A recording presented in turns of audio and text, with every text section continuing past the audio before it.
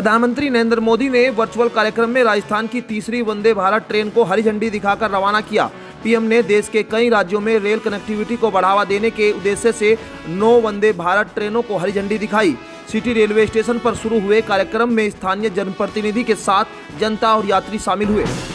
वायनाड से कांग्रेस सांसद राहुल गांधी ने रविवार को दिल्ली में एक कार्यक्रम में बताया कि उन्होंने आखिर विपक्षी गठबंधन का नाम इंडिया क्यों रखा। उन्होंने कहा कि भारत के किसी भी कारोबारी से पूछे कि अगर वे किसी विपक्षी दल का समर्थन करते हैं तो उनका क्या होगा।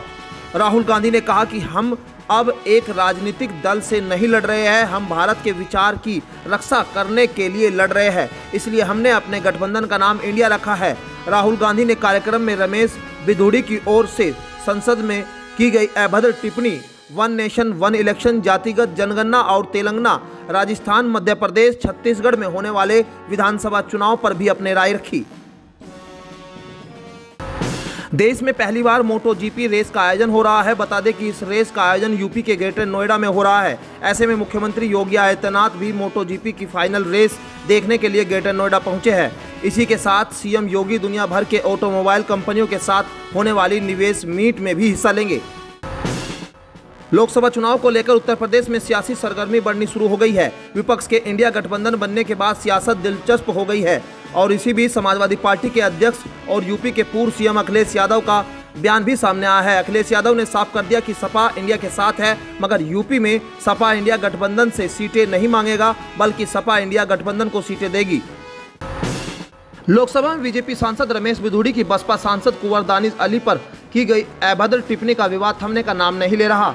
जहां एक और विपक्षी दलों का गठबंधन इंडिया लगातार विवादित बयान देने और सदन की गरिमा को ठेस पहुंचाने की बात कहकर रमेश बिधूड़ी पर हमलावर हो रहा है, वहीं बीजेपी सांसदों की ओर से रमेश बिधूड़ी का बचाव होते देखा जा रहा है। हाल ही में बीजेपी सांसद निशिकांत दुबे ने प्रतिक्रिया देते हुए रमेश बिधूड़ी के बयान को निंदनीय बताते हुए दानिश अली पर उन्हें उकसाने का आरोप लगा लोकसभा अध्यक्ष ओम बिरला को पत्र लिखा था। वहीं अब बीजेपी सांसद रवि किशन ने भी दानिश अली को लेकर लोकसभा अध्यक्ष ओम बिरला को पत्र लिखा है। उन्होंने पत्र में लिखते हुए दानिश अली को सीरियस ऑफेंडर तक बता दिया।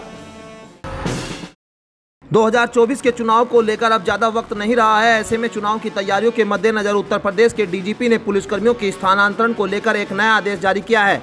पुलिसकर्मियों की स्थानांतरण नीति जारी करते हुए बताया गया है कि जिन पुलिस अधिकारियों की एक जिले में 3 साल की तैनाती पूरी हो गई या फिर 31 मई 2024 तक 3 वर्ष पूरे हो जाएंगे, उन पुलिसकर्मियों का तबादला होगा। पुलिसकर्मियों की नई स्थानांतरण नीति के अनुसार उन पुलिसकर्मियों का भी ट्रांसफर किया जाएगा जो कि 31 मई 2022 से पूर्व विधानसभा चुनाव क्षेत्र में नियुक्त रह चुके हैं। इसके साथ ही चुनाव में ड्यूटी दे रहा कोई पुलिस अधिकारी अगर अपने गृह जनपद में नियुक्त है तो उसका भी ट्रांसफर किया जाएगा।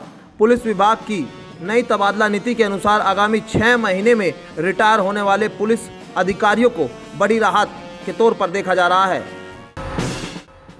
सांसद रमेश बिधूड़ी की ओर से बहुजन समाज पार्टी के एमपी कुंवर दानिश अली के खिलाफ लोकसभा में अपमानजनक शब्दों के इस्तेमाल के मामले पर विवाद जारी है।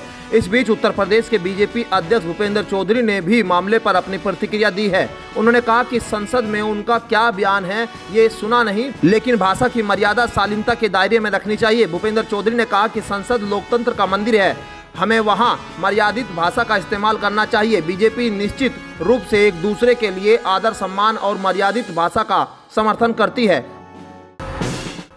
मुजफ्फरनगर में एक रोंगटे खड़े कर देने वाला मामला सामने आया है। यहां पर मदरसे में पढ़ने वाली 9 वर्षीय मासूम बच्ची के साथ मदरसे में बच्चों को दीनी तालीम देने वाले हाफिजी ने ही दरिंदगी की वारदात को अंजाम दे दिया।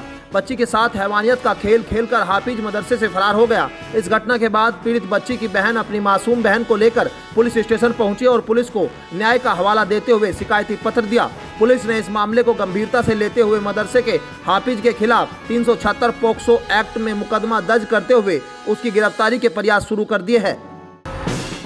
उधर परिणीति चोपड़ा और राघव चड्ढा आज आखिरकार 7 फेरे लेकर 7 जन्मों के लिए एक दूजे के होने जा रहे हैं।